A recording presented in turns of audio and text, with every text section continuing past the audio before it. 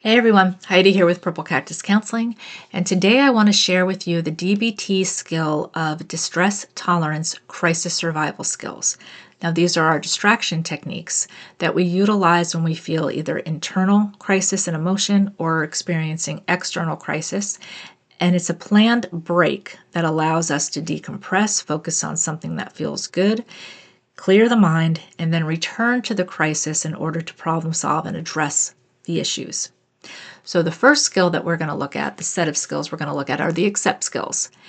And it's an acronym that stands for activities, contributing, comparisons, emotions, push away, thoughts, and sensations. Now, with the activities, these are going to be enjoyable things that we like to do, mind and body, going for a walk, playing video games, doing a puzzle, anything that we like to do that we find to be fun that will elevate and clear our minds and distract from the problem. The next one is contributing.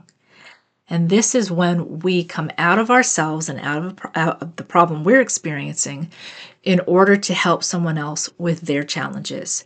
And what this could look like could be as simple as pulling in your neighbor's garbage cans, helping your brother or sister with doing their homework, or doing a chore that somebody else in your family may do. Anything that could help another person feel elevated and supportive.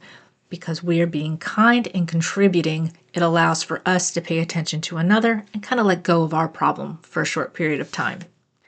Now, the next one is comparisons, and this one can get a little bit sticky because we do not want to be comparing ourselves with other people.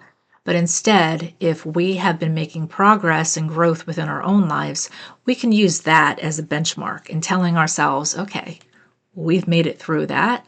We've been able to address these problems. We can get through this now. We are in such a better position. We can do this now, to where we're kind of allowing ourselves to recognize our own accomplishments in order to feel good and recognize that we have the capability of addressing whatever the crisis may be. Now, from comparisons, we go into the emotion skill. And this one is also a little bit tricky because it is so natural for us to want to sync up with like sad songs when we are feeling depressed or sad. We want to sync up with the emotion that we are feeling. But with this skill, we want to do the opposite. We want to elevate our emotions. So what this would look like would be creating a feel-good playlist and listening to that playlist, watching inspiring, funny, or nostalgic movies that allow us that period of time to kind of ride that along, and knowing that by the time we finish watching that movie, we are feeling better internally. So that's how we want to use that emotion skill. We want to be able to not sync up, but elevate where our mood is. So from emotions, we go to push away. And this is where we acknowledge the fact that in this moment, I am not in a position to address this crisis. So we can say, I'm going to put this in a box, put it up on the shelf. I'll come back to this tomorrow after I've had some time to decompress and feel better. It may be blowing bubbles and popping them as if they're your worries. It can be anything that allows us to give distance between ourselves and the problem, but knowing that we will come back to it another time. From there, we move into thoughts. And our thoughts, these are very similar to our grounding techniques. It's where we want to have our brain be focused on some type of challenging problem to where we can get away from our crisis. And what that may look like is looking around in our environment, naming everything that we see that's blue, causing our mind to have to kind of work a little bit. It could be counting from 0 to 500 by threes, or counting from 200 down to 0 by sevens.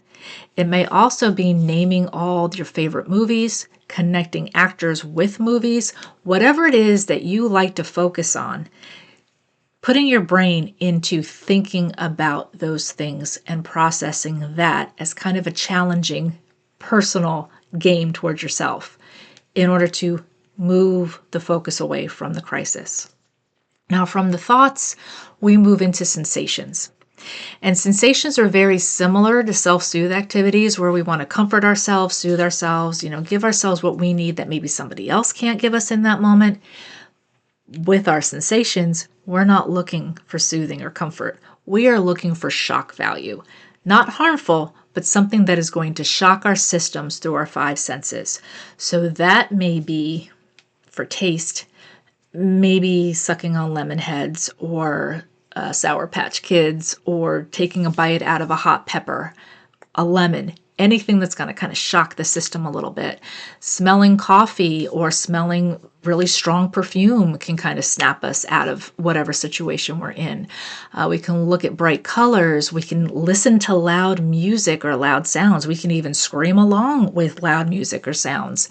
And for touch, we can hold on to ice. We can have a hot shower, a hot bath, anything that is not a soothing but intense experience that will not harm us. Okay, so these are the basics of our accepts categories, and I hope that this has helped you a little bit in figuring out ways that maybe you can distract from your next crisis. And we'll see you next time.